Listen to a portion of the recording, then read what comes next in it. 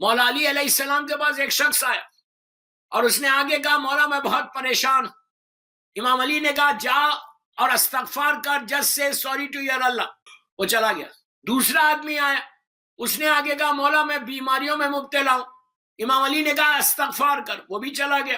Sorry to your اللہ, جا کے استغفار کر, اللہ تجھے صحت عطا کرے گا. اس کو ایک نے کہا کہ مولا بڑی تکلیفوں میں ہوں, امام نے کہا استغفار کر. ایک نے کہا مولا بڑا سٹریس میں ہوں, امام نے کہا استغفار کر. تو جو لوگ بیٹھے ہوئے تھے مولا کے پاس کہنے لگے مولا اب ہر کے لیے استغفار بول رہے, کوئی اب دعا ہی نہیں بتا رہے. امام نے کہا تجھے کیا معلوم استغفار کیا ہے؟ جب تمہارے گناہ معاف ہوں گے تو رحمت آئے گی خدا کی, جب تک گناہ معاف نہیں ہوں گے رحمت نہیں آئے گی. یہی چیز معصومین نے اپنی دعاؤں میں بتائی. آپ دعائے کمیل لندن میں ہر جمعرات کو پڑھتے ہیں. دا موسٹ ریکمینڈیڈ دعا in higher occultation, the most recommended دعا ایوری تھرسڈے پڑھنے کی, دعائے کمیل. دعائے کمیل کا آغاز کیا ہے؟ دعائے کمیل کا آغاز میں سٹارٹنگ میں امام علی نے معافی مانگی. کیا علی کو ضرورت ہے معافی مانگنے کی؟ امام علی کون ہے؟ جس کی محبت ایمان ہے, جس سے بغض کفر و نفاق. وہ علی کیا کہہ رہے؟ اللہم اغفر لی ذنوب التی تحفظ دعا, کہ پروردگار میرے گناہوں کو معاف کر دے جو تیری رحمت کے بیچ میں آ گئے. امام علی کیوں بول رہے؟ امام علی یہ بتانا چاہ رہے جس کی محبت ایمان ہے, جس سے بغض کفر و نفاق, اگر میرے کفن کے اوپر میرے مولا کا نام آ جائے تو میری بخشش ہو جائے.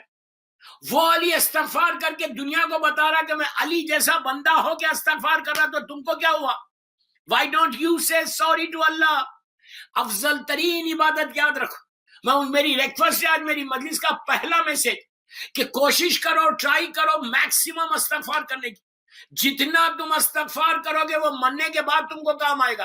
اس لیے کہ آپ دیکھو کہ ایون نماز جنازہ, جب مولانا نماز جنازہ پڑھاتے ہیں تو اس وقت اگر آپ نے غور کیا یا نہیں کیا وہ مجھے نہیں معلوم, ہمارے پاس نماز جنازہ میں 5 تکبیریں, 5 مرتبہ اللہ اکبر بولتے. چوتھی تکبیر جو آخری تکبیر ہے, 4 تکبیر, اس کے بعد پھر 5 تکبیر ہوتی. تو 4 تکبیر کے اوپر جیسے ہی اللہ اکبر بولتے مولانا, 4 تکبیر ختم جہاں ہوتی, پھر وہاں سے 5 تکبیر شروع ہوگی. تو لاسٹ جو ورڈز ہے وہ کیا ہے؟ 3 مرتبہ نیچے میت رکھی بھی, جنازہ رکھا ہوا, سامنے کھڑے رہ کے مولانا 3 مرتبہ بول رہے افو افو افو. What does it mean? کیا مطلب ہے افو کا؟ افو انہیں معاف کر دے اللہ, معاف کر دے اللہ, معاف کر دے. انہیں لحد میں جانے سے پہلے, قبر کے اندر جانے سے پہلے, گریو میں جانے سے پہلے اس کی معافی منگوا رہے کہ اللہ تو اس کو معاف کر دے. اس لیے کہ نیچے جانے کے بعد ہم کو احساس ہوگا, فیل ہوگا کہ میرے کتنے گناہ معاف ہوئے. عزیزو, جو کچھ تکلیف ہوتی ہے وہ گناہوں کی وجہ سے ہوتی. اللہ نے کوئی ریڈی میڈ عذاب بنا کے نہیں رکھا. میرے جملے غور سے سن, اللہ نے کوئی ریڈی میڈ عذاب بنا کے نہیں رکھا. اللہ نے یہی کہا کہ تم اگر نیکی کرو گے تو میں تو چاہتا ہی نہیں عذاب آنے کا. معصوم چاہتے ہی نہیں, اللہ چاہتا ہی نہیں کہ اس کے بندے کو تکلیف, وہ صرف رحمت بھیجنا چاہتا. اس نے اپنی ذات کے اوپر رحم کو واجب کر لیا, وہ کریم پروردگار. لیکن جب وہ واجب کر لیا تو وہ صرف اور صرف رحمت کو نازل کرتا, عذاب کو تو نازل ہی نہیں کرتا. وہ ہمارے گناہ ہے جس کی وجہ سے عذاب آ رہا, اس کے لیے یہ استغفار ہے.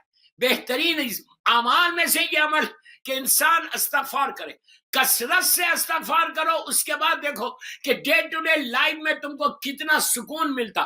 ہر نماز عصر کے بعد 4 رکعت جب عصر کی نماز پڑھو تو 70 ٹائمز بولو استغفر اللہ ربی واتوب الیہ. ایک اور نماز بتاتا جو بہترین نماز ہے مرنے والوں کے لیے بھی اپنے لیے بھی. آپ 2 رکعت نماز پڑھو یہ نیت کر کے کہ میں نماز مغفرت پڑھتا ہوں, یعنی سوری کی نماز, بالکل فجر کی نماز کی طرح یہ نماز. اس کا ثواب سنو خالی, میں نماز مغفرت پڑھتا ہوں قربتاً اللہ. پہلی رکعت میں علم, اور اس کے بعد 7 ٹائم سورہ قل هو بسم اللہ الرحمن الرحیم, قل هو اللہ احد, 7 مرتبہ پڑھو سورہ قل. کتنی دیر ہوئی؟ ہارڈلی 2-3 منٹس, 5 منٹ کی نماز. پہلی رکعت میں بھی الحم 7 مرتبہ سورہ قل, اور دوسری رکعت میں بھی 1 علم اور 7 مرتبہ سورہ قل. یہ وہ نماز ہے دوستو بالکل فجر کی نماز کی طرح, کہ جیسی نماز ختم ہوئی اللہ کا شکر ادا کر کے بیوی کی تسبیح پڑھو, تسبیح پڑھ کے ہاتھوں کو معصوم کہتے میں نہیں بول رہا کہ اگر تم نے یہ نماز پڑھی تو اللہ اسی وقت تمہارے 7,000 گنا، تمہارے ماں باپ کے 7,000 گنا. آپ یہ پڑھ سکتے کہ میں یہ ان کی اولاد، موسی صاحب کی اولاد یہ بول سکتی کہ میں یہ نماز پڑھ رہی اپنے ڈیڈ کے لیے 7 مرتبہ سورہ قل کے ساتھ اگر 2 رکعت کوئی نماز پڑھے 7,000 گنا 7,000. ہو سکتا اللہ 70,000 معاف کر دے، ہو سکتا اللہ سارے گناہ کو معاف کر دے، اس لیے کہ وہ تواب الرحیم ہے، وہ کریم ہے. تو ہو سکتا تمہاری یہ 2 رکعت نماز تمہارے باپ کے لیے ایک بلیسنگ بن جائے. ایک صلوات پڑھ لیں محمد و آل محمد پر. So important. اگر آپ یہ نماز پڑھتے رہے تو مولا اتنا اجر عظیم عطا کرتے. معصوم بولتے کہ اگر یہ تم نماز جتنی دفعہ تم پڑھو گے اتنا اللہ تمہارے اوپر رحمتوں کو نازل کرے گا. میں جس مرحوم کی مجلس پڑھا، اللہ ان کی درجات کو بلند کرے، سید کاظم موسوی ابن سید حسین موسوی. دوستو یہ موسوی سید کا ایک الگ مرتبہ ہے، ایک الگ مقام ہے. ہر سید کا ایک مقام ہے، لیکن موسوی تو موسوی. میں یہ نہیں بولا کہ یہ چھوٹا ہے یہ بڑا، پلیز ڈونٹ مس انڈرسٹینڈ. بڑے مظلوم، ہر امام ہمارا مظلوم، لیکن یہ وہ مظلوم امام ہے جس کو باب الحوائج بولتے، جس کو باب المراد بولتے. اور 14 سال ایک ساتھ میرا مولا قید میں تھا، 14 ایئرس. اس امام کی زندگی کا ایک واقعہ سن لو کہ امام ہم کو چاہنے والوں کے ساتھ، دوسروں کے ساتھ کیسے رہنا چاہیے. اس امام کی زندگی کا ایک مشہور واقعہ. آپ کا پیریڈ ہارون رشید کا پیریڈ تھا، جو ظالم ترین شخص تھا، بنی عباس کا ظالم ترین حاکم. اس کا جو پرائم منسٹر تھا اس کا نام تھا علی ابن یقطین. علی ابن یقطین بغداد میں رہتا تھا، 7ویں امام مدینہ منورہ میں رہتے تھے. علی ابن یقطین بنی عباس ڈائنسٹی کا پرائم منسٹر، اتنی بڑی پوسٹ کے اوپر تھا. کئی واقعات ہیں، میں ایک واقعہ پڑھا جو میری ٹاپک سے ریلیٹڈ ہے کہ دنیا میں ہم کو رہنا کیسا چاہیے. معافی کیا چیز ہے. میں استغفار کی بات کر رہا تھا نا، معافی کی آپ سنو. معافی کتنی امپورٹنٹ ہے لائف میں، جو تم کو لائف آفٹر ڈیتھ میں کام آنے والی ہے، کتنی امپورٹنٹ ہے. میں یوتھ کو بول رہا کہ پلیز لسن پراپرلی، کہ دیکھو عجیب واقعہ ہے. علی ابن یقطین پرائم منسٹر ہیں بنی عباس ڈائنسٹی کے. یہ اپنے آفس میں بیٹھے ہوئے تھے یا اپنے گھر میں بیٹھے ہوئے تھے، کام کر رہے تھے. بغداد کا ایک غریب شیعہ عبداللہ ابن علی، بہت غریب شیعہ، کسی کام کے ساتھ علی ابن یقطین کے گھر پہ آیا. اس نے نوک کیا. سرونٹ نے آ کے پوچھا، غلام نے آ کے پوچھا کون ہے. اس نے کہا میں عبداللہ ابن علی، میں علی ابن یقطین پرائم منسٹر سے ملنا چاہتا ہوں. علی ابن یقطین نے کہا عبداللہ سے کہہ دو کہ میں بہت بزی ہوں، میں مل نہیں سکتا تم سے. تو چلا گیا بیچارہ. پھر آیا 2 دن کے بعد، 1 دن کے بعد پھر وہی آنسر. 3 دن تک وہ ٹرائی کرتا رہا، بڑا پریشان تھا. عبداللہ ابن علی حاجت مند تھا. پلیز غور سے سننا، استغفار معافی کیا ہے. ایک کمپلیٹ میسج ہے میری یہ موسی صاحب کی مجلس میں، چہلم کی مجلس میں، کہ اگر آج آپ کو یہ سمجھ میں آ جائے کہ معافی کیا ہے تو پھر ہم روز صبح شام اللہ کی، میں کچھ نہیں بول رہا، میں اتنا ہی بول رہا ہوں کہ 24/7 تمہاری زبان پہ یہ رہنا، Allah please forgive me, forgive me, forgive me, forgive me, forgive me. جتنا تم معافی مانگو گے اللہ تم کو بلند کرتا جائے گا. عبداللہ ابن علی آ کر کنٹینیوس ملنا چاہتا، لیکن علی ابن یقطین مصروف تھا، نہیں ملا. بیچارہ عبداللہ ابن علی غریب آدمی، کیا کر سکتا، گھر چلا گیا. 2-3 دن کے بعد حج کا زمانہ آیا. حج کے زمانے میں اللہ ہم کو بھی حج نصیب کرے. حج کے زمانے میں یہ ہوتا تھا کہ علی ابن یقطین ہمیشہ حج کر کے مدینہ منورہ آتا تھا.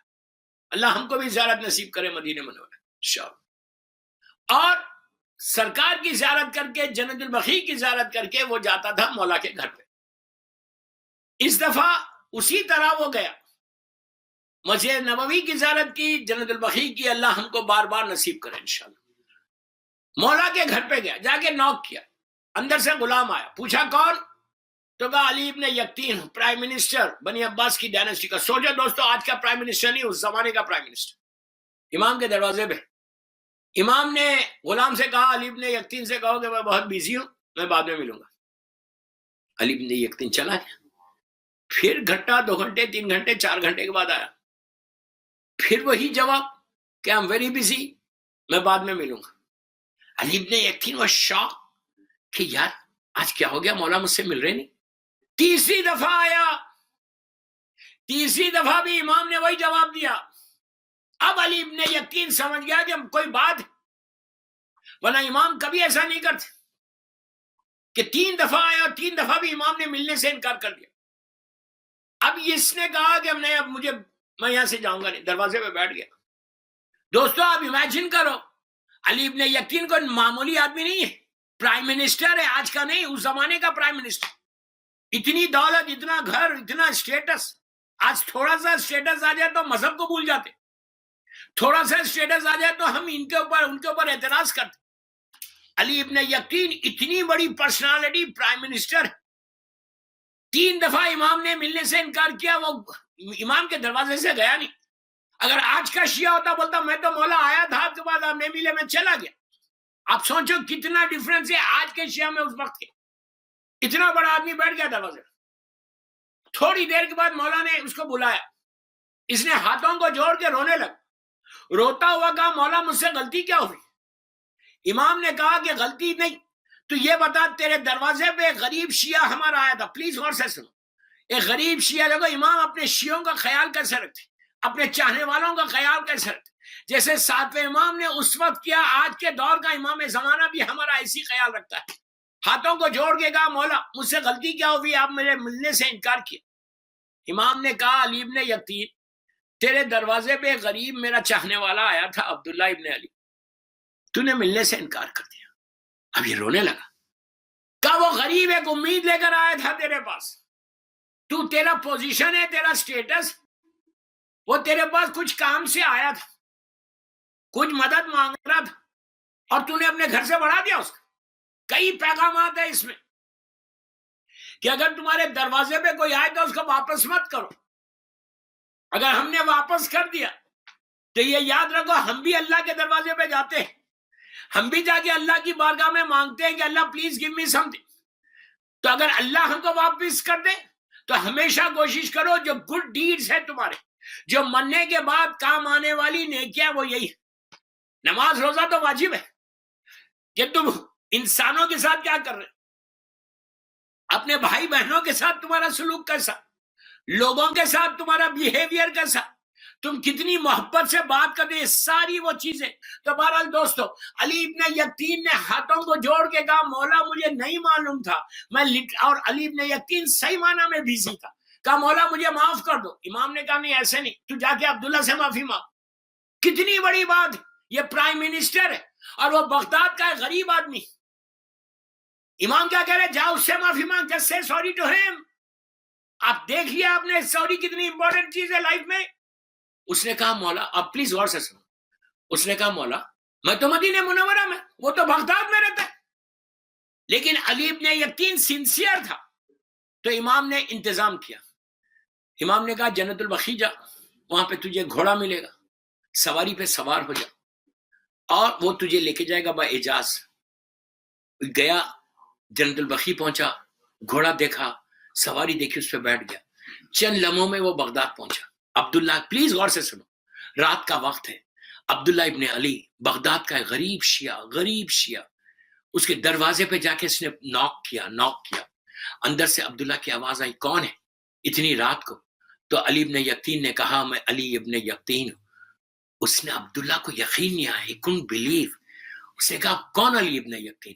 تو کہا میں پرائم منسٹر. اس نے کہا تم پرائم منسٹر میرے گھر کو آیا, مجھ غریب کے گھر پہ؟ تم پرائم منسٹر, تم میرے گھر پہ کیوں آئے؟ تو علی ابن یقطین نے کہا عبداللہ دروازہ کھولو, پلیز اوپن دا ڈور. اس نے دروازہ کھولا. عبداللہ نے جیسی پرائم منسٹر کو دیکھا, he couldn't believe. کہا آپ ہاتھوں کو جوڑ کے کرنے لگا, آپ میرے گھر آ گئے؟ تو کہا عبداللہ کے جو پیر تھے نا, پیر, اس پہ اپنے سر کو رکھ کے کہا عبداللہ پلیز فارگیو می.